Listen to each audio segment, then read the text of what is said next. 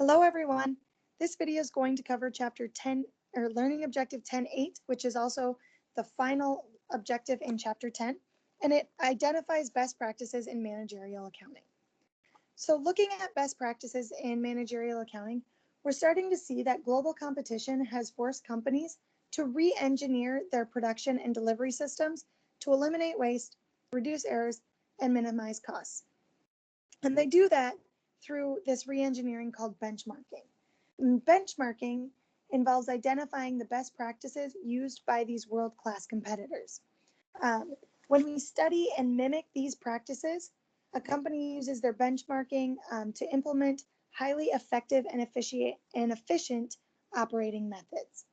These types of best practices come in the forms of two things. The first one being total quality management, or TQM. And TQM is a two-dimensional management philosophy.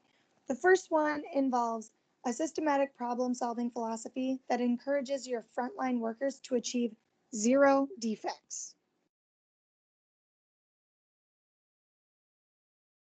And then the second part is an organizational commitment to achieving customer satisfaction.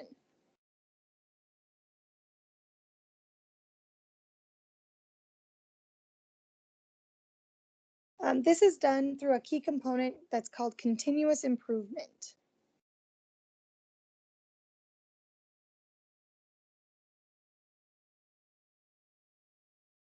With continuous improvement, it's an ongoing process through which your employees strive to eliminate waste, reduce response time, minimize your defects, and simplify the design and delivery of your products and services to your customers.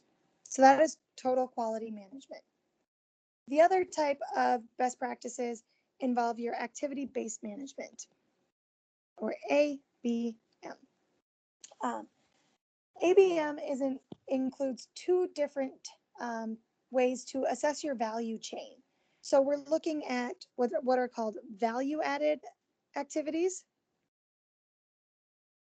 And then on the opposite side, we have non-value-added activities.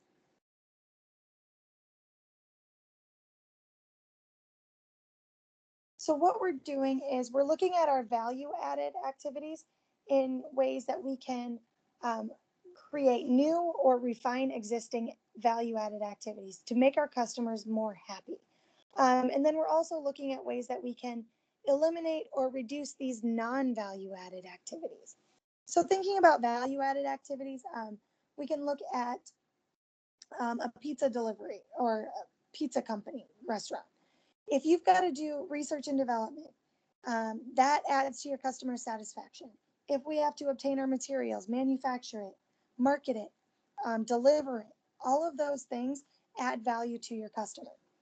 But then there's activities that are done or tasks that are undertaken that don't contribute to the product to satisfy your customer.